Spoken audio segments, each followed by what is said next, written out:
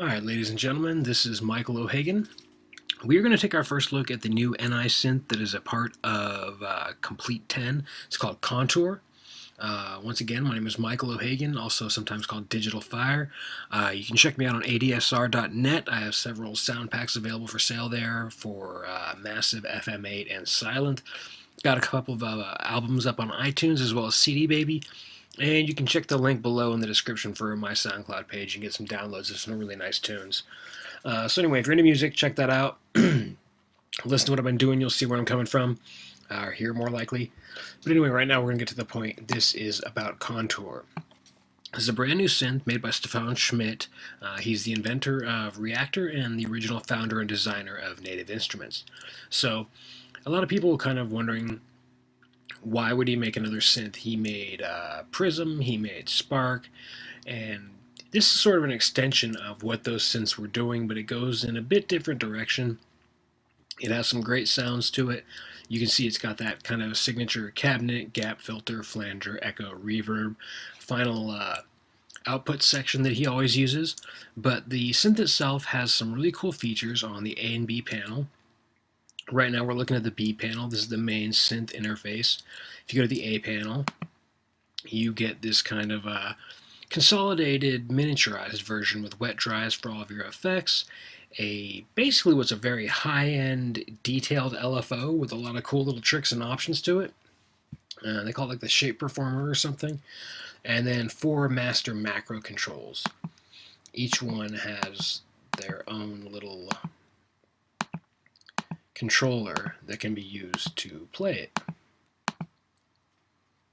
So there you go. That's a quick little overview that, A and B are separate panels. A is a condensed performance-based or performance-centered panel with your 4 macros and basic modulation shapes or movement shapes. B is your complete synth interface as you would generally expect. Real quick, we'll listen to some of the sounds. Alright, so you can hear there, it's basically a phase modulation synth instead of an FM synth. Phase modulation and FM modulation are very, very similar, but there are some minute differences that give each one its own certain little textures or characteristics. Kind of hard to explain the technical side of how and why internally, but they are unique and different enough to justify and warrant separate synths for doing each of those 2 jobs. Anyway, we're not going to get into explaining the science of all that. We're just going to give you an idea of what you get out of this synth. 2 oscillators, A and B, each with their own internal shapers, phase modulation between each other or self-phase modulation, shaper controls for the phase modulation effect, and then we've got pitchable comb filter, state variable filter. It's got low, band, and high, parallel or serial, cutoff control, resonance, and spread. A few other controls here are very specific to this synth, A and C. That has to do with the feedback loop. This whole synth is built on feedback as a sort of like organic texture generator because it can make some very beautiful, organic, natural sounding types of effects and playable keys. It does great basses and great leads to nice metallic stuff, plucked, wind, percussion, bass, leads, soundscapes, sound effects, and then a nonlinear labs bank. Nonlinear Labs is Stefan Schmidt's new software, hardware development company. They haven't really officially released a product yet, so we're kind of going to see what they do, but they're working on some kind of a major hardware synth. But anyway, we can talk about all that later. Basic concept is you got 2 oscillators, each with its own dedicated envelope, a series of shapers and filters, massive feedback system. Take a quick little look here. This is the block diagram of the routing and the structure for Kontour. You have envelope A and B affecting oscillators A and B. They each go into their own driver and shaper. From there they feed out into a ring modulation system. From there they feed into a comb filter, then into the state variable filter, low pass, band pass, and high pass.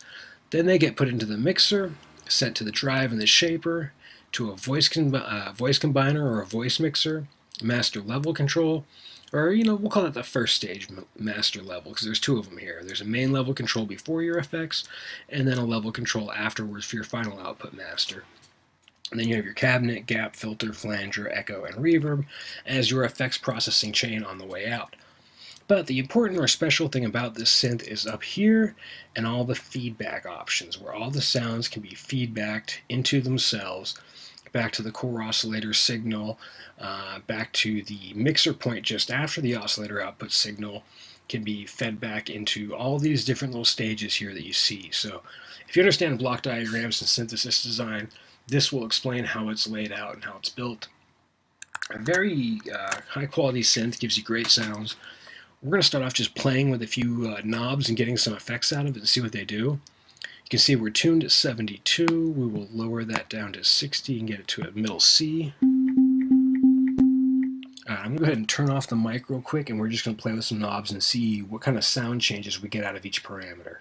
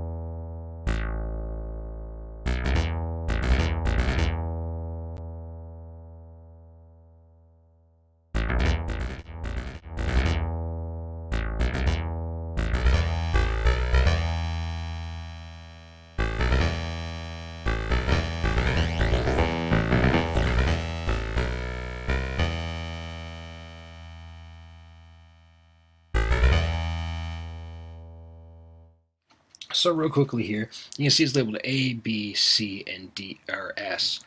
These are your 4 main mixing points for the audio output signal. Then you have the feedback system here for the reverb feedback, effects, C and S feedback input locations, and you have your main master envelopes over here for A and B, and a pitch envelope here in the middle. So that's the basic concept of it. Drama, color 1, color 2, and loudness are pre-assigned, pre-connected master macro controls that will affect several parameters at once and create anywhere from subtle to drastic or dramatic changes to your sound. So we'll talk about those and we'll play with those in a minute, but we're going to get back to working on the sound design and just play with this thing for a minute.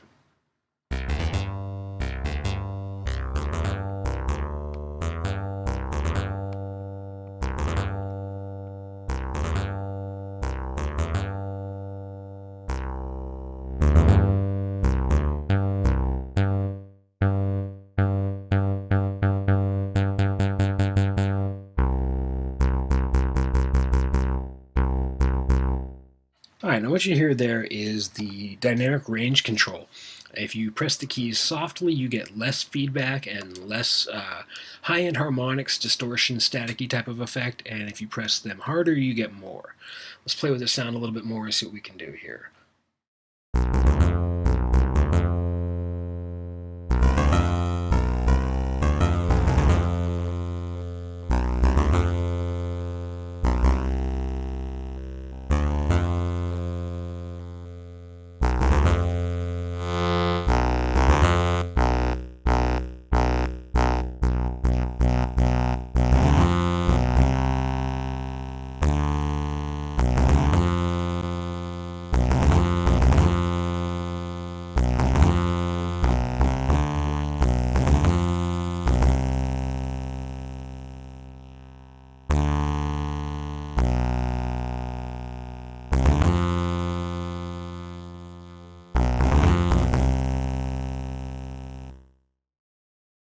Okay, now, the reason you're not hearing much of an effect with the cutoff is because of the mix controls.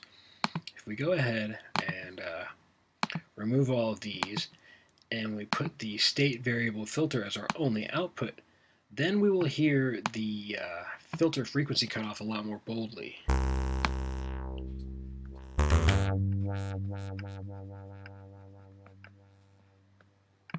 So what it comes down to is that if you use this as the only output, then the filter has a very powerful master effect, like a traditional filter in an analog synth. If you put it as a layer in the mix of output signals, it doesn't stand out quite so much. Same thing with the comb filter. Let's play with the drive and the distortion and the foldback.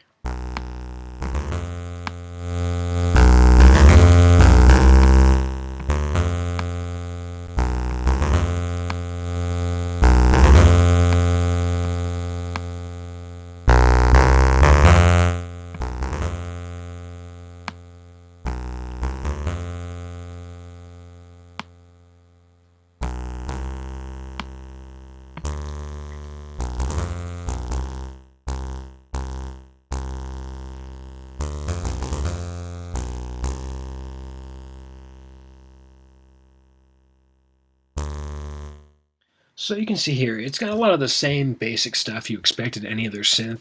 The real power of this thing comes with time and experience, because it's the feedback system that gives you the depth and the life and the playability, which can be a little tricky to get used to. I've only had this thing running for about an hour now, so I'm still learning my way around it a little bit. But we will go ahead and check out some presets and look at the sound potential, and we will now at this point focus on the A panel, where you have this very complex modulation performer. Basically you get to, you can pick different presets here, pick a section of it, starting point where it's going to launch into the modulation system. Now if it's on sync, it's not going to sync up what you've chosen. You see, it's very strange this way.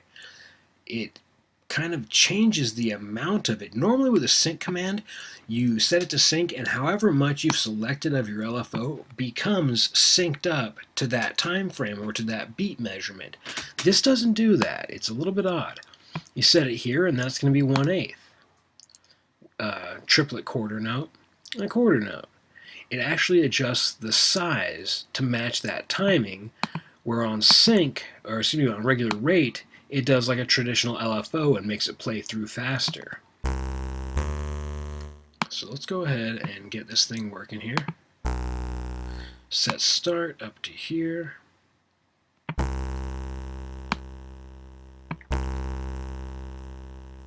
You hear it's got a very subtle effect on this patch. We'll go through some other patches and try it out, but just this is one thing that really struck me as being odd that I kind of didn't like, honestly. It kind of rubbed me the wrong way. I'd like to be able to grab this segment of the modulator shape and then sync that pattern segment to the rate that I want it to have. It just doesn't work that way. If I go to sync mode and put it into beats, this is now 1/8. If I go to 16ths, it cuts it in half. It doesn't make the whole range play at a 16th, it cuts down the range in half and makes this play as a 16th. Which is a bit strange, but I wanted to try something here real quick. We're going to experiment and see if we can go to sync, turn that off, adjust it to this measurement size, and then go back to this, and that's now 1/8.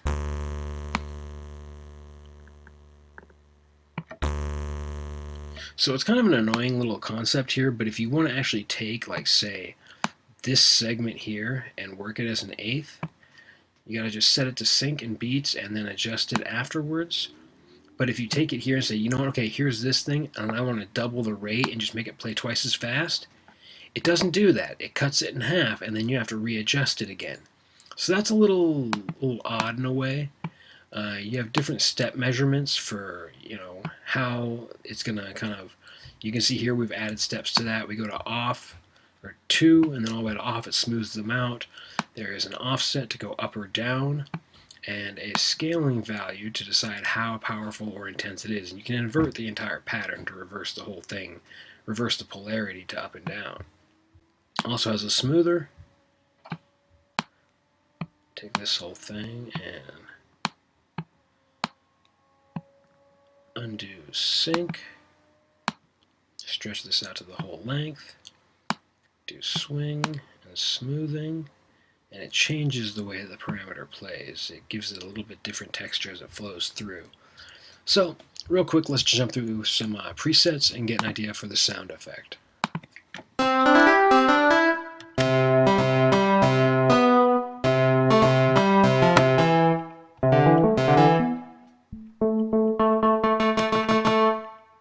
Going to go ahead and turn off the mic so you don't hear the clicking in the background. We're going to go through like 10 to 20 presets, maybe say 5 to 10 per category, and show you the dynamic range, because that's really where Kontour shines the most, is in playing dynamics.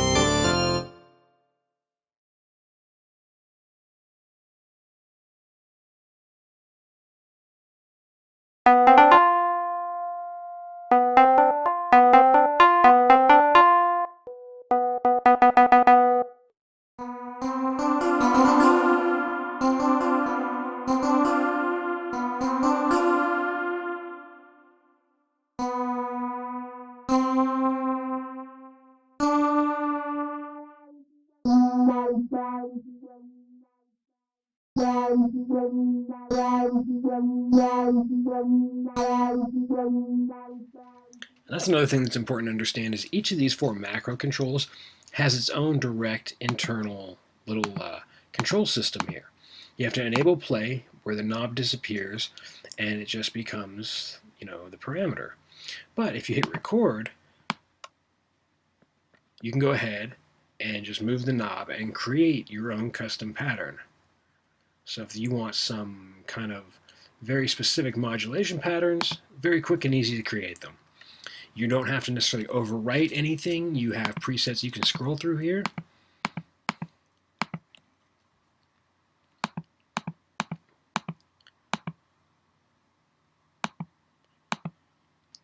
And you can go ahead and click on preset. It'll show you all of them here. Go back to default, and we will go ahead and record our own. So as you can see, you can record and custom create any type of modulation creations you want to do. And when you control it by MIDI, you can just record your knob movements right in. So real quick, we're going to go ahead and say set to MIDI and OSC learn. We'll play with a few sounds here.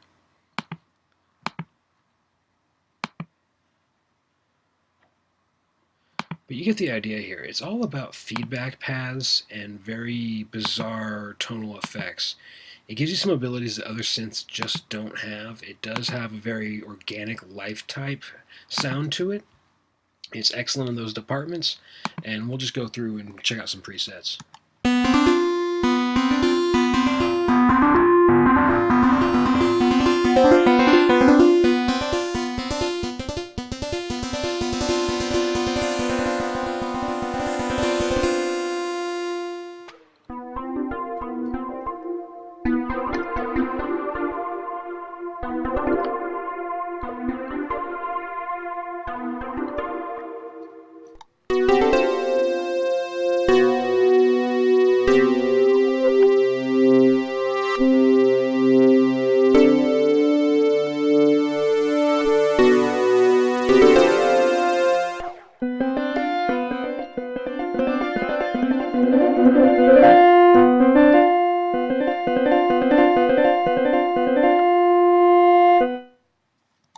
So we're going through the keys section here, and you can tell it's got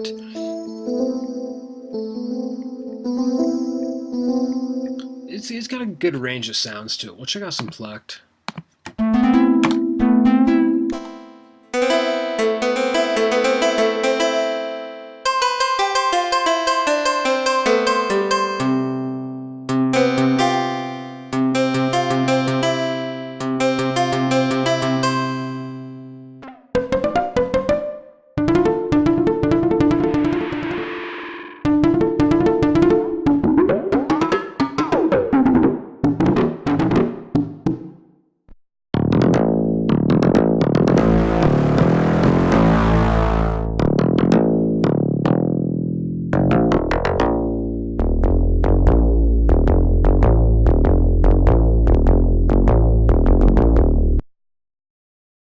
So some of the plucked and metallic sounds.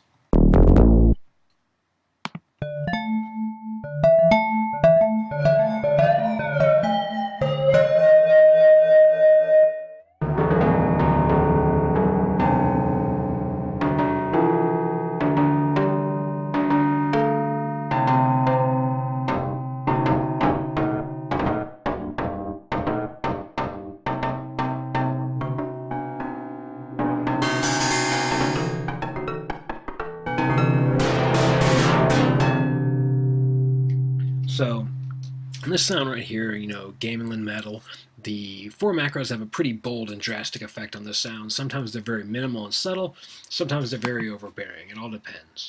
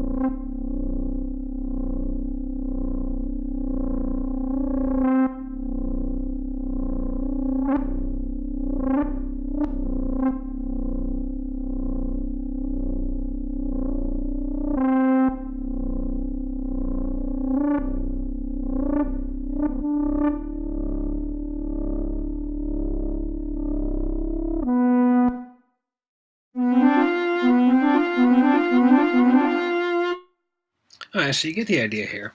It's got a great selection of organic-minded sounds to create this very lifelike, natural feeling in your music.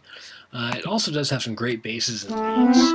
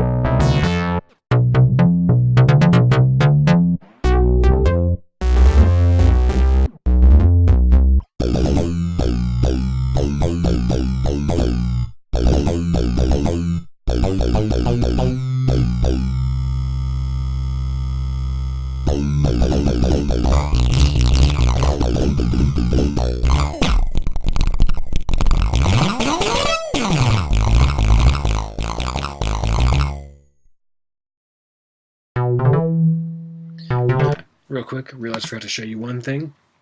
You go up here where the plus signs are on the B panel, and then you can attach the macro control to any parameter you want. Where you see the green letters lit up is where it's already connected. So if you ever move a macro and you wonder, what is that macro controlling? How do I find that out? Hit the plus sign, everything will light up green that it's connected to. Boom, get an idea there. All the blue, all the red. And you can go ahead and hit the plus, and then hit a command. And it should connect to it right away, unless it's already connected. I think that one already is. Anyway, you get the idea here.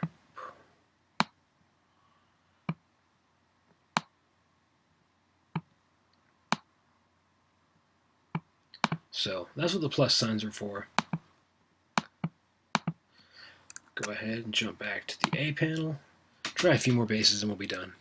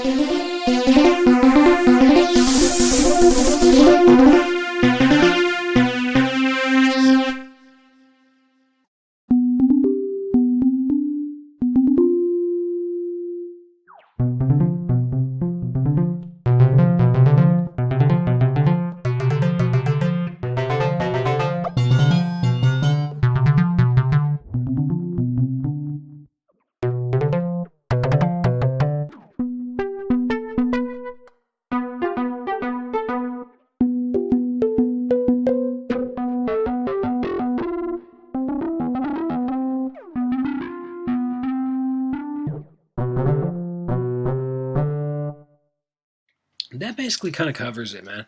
It's not as new and groundbreaking as I'd hoped. I'd really hoped to see something completely different and original. It's another organic texture, feedback based synthesizer from the guy who absolutely loves those, Stefan Schmidt. So if you have Prism, if you have Spark, and it's different than Prism because I mean Prism is a modal synthesis bank, but it can do some similar things. But Spark and Chaos, which is in the user library, are both basically feedback-driven synthesizers that give you that feedback-driven organic texture effect. This is taking that to a whole nother level with a lot of new cool tricks. So if that's your thing, you'll love this. If you don't use that or like that, it may not be the right thing for you. But it does offer some new cool tricks. It does have great playing dynamics, incredible macro controls, and a nice wide assortment of sounds coming with it right out of the box. So all in all, Kontour, not quite what I had hoped, but still a pretty awesome synth. And that is about it, man. My name is Michael O'Hagan. Hope you enjoyed this. And check back next time. I'll bring you some more lessons and some info on some other items. So take care. Check out my sound banks on adsr.net. Look for Digital Fire. Check me out on SoundCloud, CD Baby, or iTunes under Michael O'Hagan. And you guys have a great day.